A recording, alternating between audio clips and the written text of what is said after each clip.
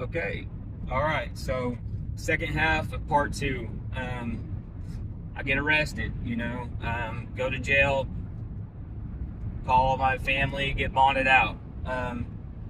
So for the next couple of months, I'm going to court for this, and I really didn't know what to do. At first, I was going to get an attorney, but I had just lost everything. I'd lost my house, literally everything, except for my job. I'd lost everything.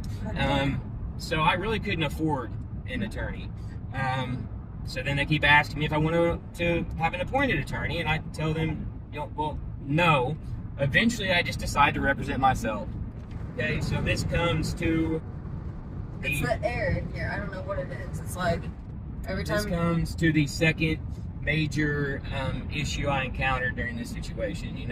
I tell them I'll represent myself, which they were fine with that, I guess. And they ask me what I want to do then. So I ask them for all of the evidence that has to go along with this charge, for the body cam footage, for the footage of the vehicle footage, the police officer, the police report, all of those things, right? They say, okay, they'll get that sent to me. Okay, so a couple weeks go by, and I get a little USB in the mail. Okay, plug it into my computer, and with everything that's going on, it made me a little mad to see just how not okay things really were. So again, I told you I saw them turn off their body cams and all of these things. Well, this thing is completely edited and just like botched. Like, it skips through the video. You can obviously see that things are cut out. Like, it doesn't show. It doesn't even show the man. It never shows me answering him. It only shows it basically, I don't know. It doesn't show me getting slammed. It doesn't show them talking to each other at all. And they had a 20-minute conversation.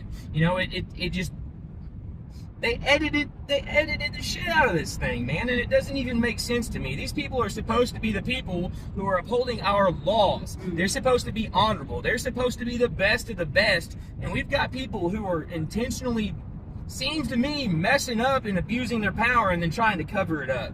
So I go back to court. They give me some offer of 18 months of probation, and I tell them no, I didn't do anything wrong. I'm not going to accept anything less than you all just letting me go. Well, they're not going to do that. They set the date out again, right?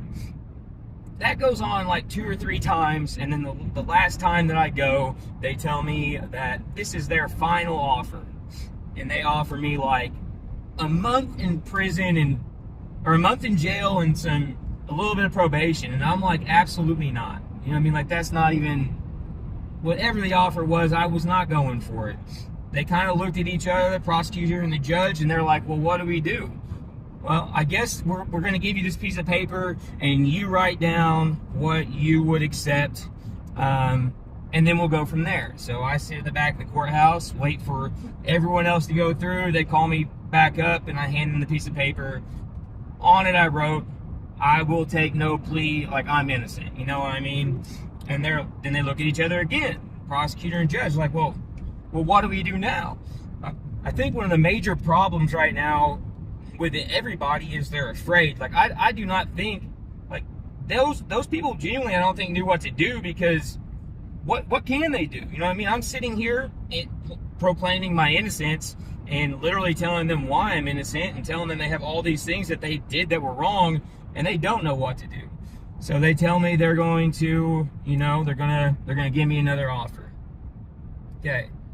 So a couple days go by. The day I get that offer, they offer me 1 day in jail, and they're gonna clear everything, okay?